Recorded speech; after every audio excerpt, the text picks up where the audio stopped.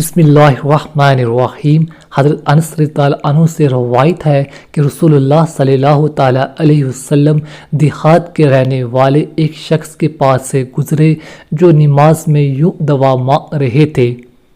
ترجمہ: اے وہ ذات جس کو آنکھیں دیکھ نہیں سکتی اور کسی کا خیال و گمان اس تک پہنچ نہیں سکتا، اور نہ ہی تعریف بیان کرنے والے اس کی تعریف بیان کر سکتے ہیں، اور نہ زمانے کی مصیبتیں اس پر اثر انداز ہو سکتی ہیں، اور نہ اسے زمانے کی آفتوں کا کوئی خوف ہے۔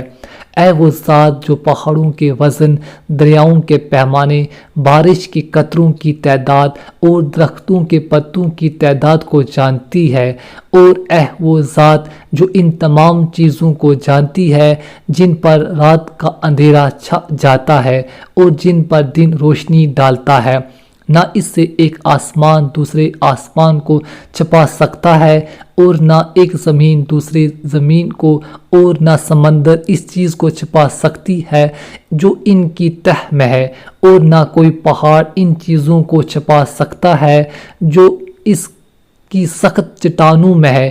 آپ میری عمر کے آخری حصے کو سب سے بہتر حصہ بنا دیجئے، اور میرے آخری عمل کو سب سے بہترین عمل بنا دیجئے، اور میرا بہترین دن وہ بنا دیجئے جس دن میرا آپ سے ملاقات ہو، یعنی موت کا دن۔ رسول اللہ صلی اللہ تعالیٰ علیہ وسلم نے ایک صحابی کو مقرر فرمایا کہ جب یہ نماز سے فارغ ہو جائیں تو انہیں میرے پاس لے آنا۔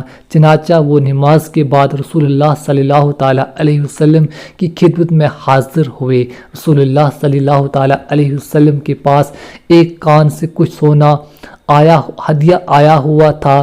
آپ صلی اللہ تعالیٰ علیہ وسلم نے انہیں وہ سونا ہدیے میں دیا۔ پھر ان دیہات کے رہنے والے شخص سے پوچھا، تم کس قبیلے کے ہو؟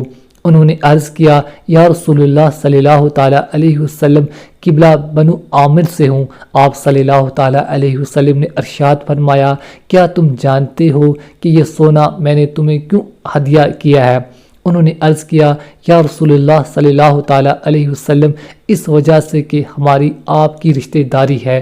آپ صلی اللہ تعالیٰ علیہ وسلم نے ارشاد فرمایا، رشتہ داری کا بھی حق ہوتا ہے، لیکن میں نے تمہیں سونا اس وجہ سے ہدیہ کیا ہے کہ تم نے بہت اچھے انداز میں اللہ تعالیٰ کی تعریف کی۔